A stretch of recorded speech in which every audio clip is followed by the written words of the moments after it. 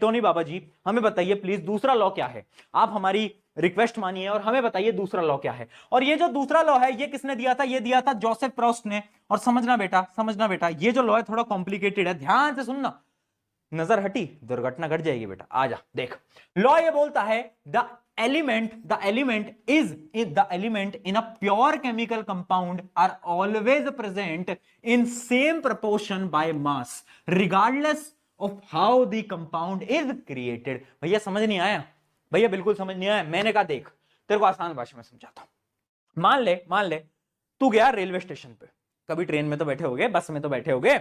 बस में जाकर तुमने देखा पानी की बोतल, एक पानी की बोतल होती है बिस्लरी, एक होती है ब्रिलरी, एक होती है ब्रिसली, एक होती है बिस्लरी, अलग अलग नाम होते हैं बट होता सब पानी ही है, होता सब पानी है। अब ध्यान रखना जब एक पानी है ना, चाहे तुम्हारे घर का पानी है, मेरे घर का पानी है, कहीं का भी पानी है, पानी होगा तो हमेशा बेटा H2O ही ना, पानी होगा तो हमेशा H2O ही ना, है ना। तो जो एक पानी है ना, जो कंपोजिशन है ना पानी का, उसमें जो हाइड्रोजन और ऑक्सीजन के जो एटम्स है ना वो सेम मास के प्रोपोर्शन में कंबाइन करेंगे। यानी एक फिक्स्ड क्या होगा, एक फिक्स्ड प्रोपोर्शन होगा, एक फिक्स्ड प्रोपोर्शन होगा। हाइड्रोजन बोलेगा कि भैया मैं इतने ग्राम आऊंगा, जब भी मैं इतने ऑक्सीजन इतने ग्राम आऊंगा, और जब ये दोनों उतने ही ग्राम आकर मिलेंगे तभी पानी बनेगा, वरना पानी बनना पॉसिबल नहीं। यानी जब कोई भी कंपाउंड बनता है, जब कोई भी चीज बनती है तो कैसे बनती है, एक फिक्स्ड प्रोपोर्शन में बनती है, एक फिक्स्ड प्रोपोर्शन में बनती है। ठीक है, जब भी आपका पानी बनेगा तो हाइड्रोजन और ऑक्सीजन, हाइड्रोजन बोलेगा कि भैया मैं 2 ग्राम आऊंगा, ऑक्सीजन बोलेगा मैं 16 ग्राम आऊंगा, तभी जाकर ये बन पाएगा, है ना, तभी जाके बन पाएगा।